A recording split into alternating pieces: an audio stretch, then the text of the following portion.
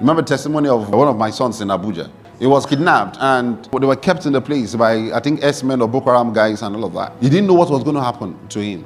And while he was there, he slept rather. He had a dream. He saw me pacing and praying. He said, who is Bishop praying for? He said, I'm seeing Bishop praying in his house or what? After that prayer time, he just woke up. And the next thing that happened to him, he said, no, if this cannot happen to Bishop, it cannot happen to me. I'm the son of the prophet. If it cannot happen to Bishop, it cannot happen to me. No, this is not the lineage I belong to. I'm of the dominion mandate. And she began to say those words to himself. He said those words so well that the man that was crying, already thinking of death, confidence rose in his heart. And when you get to that point, you know you are at the brink of a miracle. Hallelujah. You know, many times you confess faith because your neighbor is around, because there's a member around, because you are talking to a brother. But when you are left on your own and you are alone in your room, or you are where nobody knows you are a Christian, everybody is crying. It takes grace to confess the word. It takes grace to confess what you believe in. It takes grace to confess what is taught in your house. After he said that to himself repeatedly, he kept quiet. And he sat there. Then events began to play. People that were in the night duty or day duty changed hands and they came in. And there was a girl someone had slept with before. One of the girls that was kidnapped. Someone had slept, one of those guys had slept with her already. So the new guy that came to pick up duty the next morning called the girl out and wanted to sleep with the girl.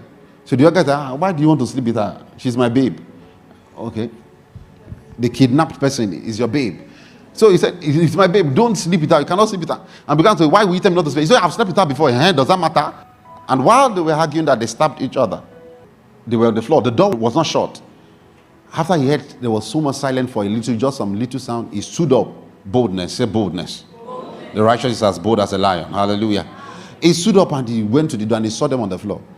He said he picked his phone. He packed all the money that was there. Hallelujah. They took his money, but he packed all that money. When they left Egypt, they left with gold and silver. They left with the treasure of Egypt. Glory to Jesus. That's how to leave a place. I'm teaching you how to live now. He packed everything and he started running.